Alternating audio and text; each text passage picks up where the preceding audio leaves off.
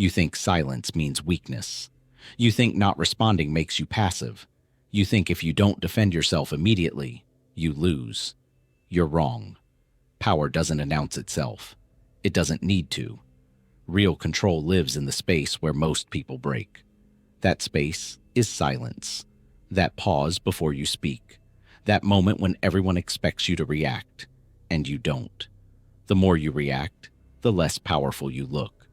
Not because reaction itself is weak, but because it reveals something you probably don't want others to see. It shows them exactly where your buttons are, exactly what makes you move. And once they know what makes you move, they know how to move you.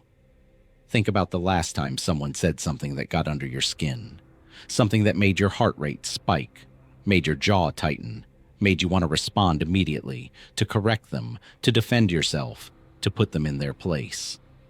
What did you do? If you're like most people, you reacted. You said something back.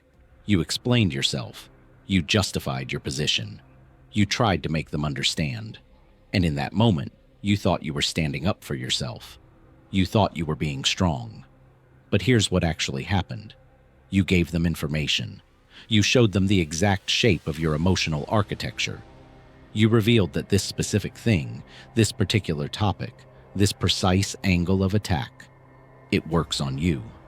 And now they have it, filed away, ready to use again whenever they need to destabilize you. Reaction is data. Every time you respond emotionally, you're handing someone a map to your interior. You're showing them where the walls are thin, where the defenses are weak, where they can apply pressure and watch you move.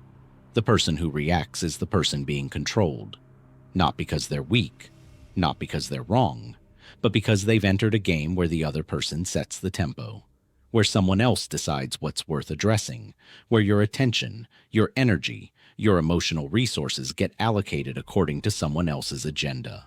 And you might win the argument. You might say the perfect thing. You might devastate them with logic and facts and moral superiority. But you've still lost something more important than the argument. You've lost the frame. Frame control is everything. It's the invisible structure that determines who's leading and who's following, who's calm and who's disturbed, who's in their center and who's been pulled out of it. When you react quickly, you're operating in their frame. You're dancing to their music. Even if you're a better dancer, it's still their song. The powerful don't dance on command. Watch how truly powerful people move through conflict. Not celebrities, not people performing power, but people who actually have it. People who've built something. People who've survived real pressure. People who understand that attention is currency and emotion is leverage. They're slow, not because they're stupid, not because they don't care, but because they understand that the first response is almost never the best response. It's the most available response, the most obvious response, the response that comes from conditioning, from ego, from the part of you that just wants the discomfort to stop. Powerful people can sit with discomfort. They can hear something insulting and not flinch, not because it doesn't register, but because they've trained themselves to let it register without triggering immediate action. They've created space between stimulus and response, and in that space, they have freedom. Most people don't have that space. Something happens, and they react. Someone says something, and they respond. The gap between input and output is so small it might as well not exist. They're like a bell that rings every time someone strikes it. And bells are predictable. You can't manipulate someone you can't predict. You can't control someone who doesn't react in expected ways. This is why silence is so disturbing to people who rely on reaction to feel powerful. When they say something designed to make you move, and you don't move, they lose their footing. Suddenly, they're the ones who are uncomfortable. They're the ones who need to fill the silence. They're the ones who start explaining themselves, justifying their position, trying harder to get a response. And with every attempt, they reveal more about themselves than they intended. This is the reversal. The person who stays calm doesn't need to win the argument. They've already won something deeper. They've demonstrated that they can't be easily moved, that they're not available for casual manipulation, that getting a reaction from them costs more than most people are willing to pay. But this isn't about being cold. It's not about suppressing everything you feel. It's not about pretending you don't have emotions or that nothing affects you. It's about choosing when to spend your emotional currency. Because here's the truth most people don't want to hear. Your emotions are finite. Your attention is finite. Your energy is finite. And every time you react to something, you're making a purchase. You're spending limited resources on whatever triggered you.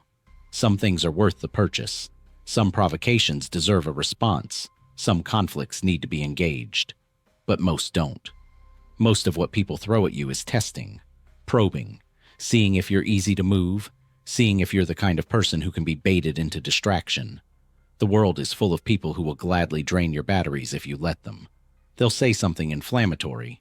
You'll respond. They'll escalate. You'll escalate. And 6 hours later, you've spent an entire day's worth of mental energy on something that didn't matter to begin with. On someone who doesn't matter to begin with. On a conflict that had no upside for you regardless of outcome. And they knew this from the start. That's the game.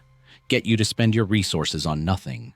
Get you to be so busy defending, explaining, correcting, proving, that you have nothing left for the things that actually matter. Your actual work, your actual relationships, your actual goals. Reaction is a tax on your potential. Every time you react, you're paying it. And the people who understand this, they're not paying. They're collecting. They're watching you spend yourself into emotional bankruptcy while they remain fully resourced, fully present, fully capable. This is why they seem so powerful. Not because they're smarter or better or more talented, but because they've kept their resources for things that matter. They haven't been bled dry by 1,000 small reactions to 1,000 small provocations. They've said no to the tax. And saying no doesn't mean you become a robot. It doesn't mean you stop caring. It means you care about the right things. It means you've decided that your emotional responses are yours to allocate, not someone else's to extract.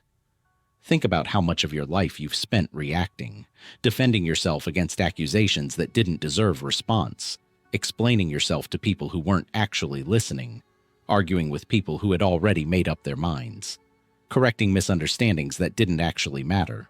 How much time? How much energy? How much of you? And what did you get for it? Probably not much, because reaction rarely changes anything. The person who misunderstood you still misunderstands you. The person who thinks poorly of you still thinks poorly of you. The person who was trying to bait you got exactly what they wanted. You spent yourself, and nothing changed. This is the trap. We think that if we just explain ourselves one more time, if we just make the perfect argument, if we just get them to see our perspective, then they'll understand. Then the conflict will resolve. Then we'll have peace. But that's not how it works. People believe what they want to believe. People see what they're predisposed to see. And most conflict isn't actually about the content. It's about power. It's about who can make whom react, who can disturb whose peace, who's in control of the emotional weather. When you react, you're answering a question nobody asked. You're trying to solve a problem that isn't the real problem. The real problem is that someone wants you disturbed. And every time you react, you're giving them exactly what they want. The solution isn't better arguments. It's not better explanations. It's refusal to play. And refusal looks like silence, like distance, like a calm that can't be broken by ordinary provocations, like someone who's so secure in their own reality that external disruption just slides off. This drives manipulators insane, because their entire strategy depends on your reaction. They throw the hook, you bite, and now they can reel you in. But when you don't bite, when you just watch the hook float by, they have nothing. They're just someone standing there with fishing line, looking foolish. And they'll try harder. They'll throw bigger hooks, more inflammatory statements, more personal attacks, more obvious bait, because they need you to react. Your reaction is their validation. Your disturbance is their power. But if you can stay centered, if you can watch this escalation with detachment, something interesting happens. They reveal themselves. Every escalation is information. Every attempt to get a reaction shows you something about their strategy, their insecurities, their needs. And you're getting all this information for free because you haven't spent anything. You've just been present, watching, learning. This is the advantage of non-reaction. You learn while they spend themselves trying to move you. Eventually, they stop. Because you're not a good return on investment. You cost too much emotional labor for too little payoff, and they move on to someone easier, someone more reactive, someone who still thinks that responding to everything is strength, and you remain untouched. Not because you're cold, not because you're inhuman, but because you've understood something most people never learn, that your inner state is the only territory that truly matters, that everything else, all the external conflict and drama and provocation, is just weather. Weather doesn't need your permission to exist. It doesn't need your reaction. It just is, and you can let it be without letting it determine your state. This is the power that looks like nothing. It's not dramatic. It's not impressive in the moment. It doesn't make for good stories. But it's real. It's sustainable. It's the difference between someone who's constantly depleted by their environment and someone who moves through their environment untouched. Most people are exhausted, emotionally drained, running on empty because they've been reacting to everything. Every slight, every misunderstanding, every challenge to their ego. And they think this exhaustion is normal. They think this is just what life costs. But it's not. It's what reaction costs. Life costs energy, yes. But most of what we spend our energy on isn't life. It's defense. It's ego protection. It's trying to control what other people think about us, trying to correct every wrong perception, trying to win every small battle. And these battles don't matter. Even when you win them, you don't win anything real. You just successfully defended yourself against something that probably wasn't a real threat to begin with.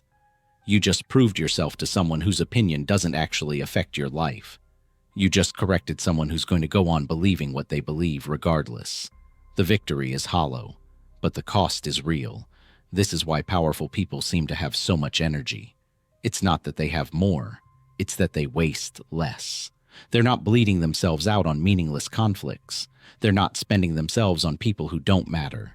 They're keeping their resources for things that actually move their life forward. And they can do this because they've made peace with something difficult. They've made peace with being misunderstood. This is the hardest part, because we want to be understood. We want people to see us accurately. We want to correct false perceptions. We want everyone to have the right idea about who we are. But this is impossible, and the attempt to make it possible will destroy you, because there will always be people who see you wrong, who interpret your motives incorrectly, who believe things about you that aren't true. And you can spend your entire life trying to correct these misperceptions, or you can accept that they're not actually your problem. Someone else's wrong idea about you lives in their head, not yours. It affects their reality, not yours. And unless they have real power over your life, their misconceptions are completely irrelevant to your actual existence. But we make them relevant. We let them disturb us. We react to them. And in reacting, we give them power they didn't have on their own. This is the final lesson. Nothing has power over you that you don't react to.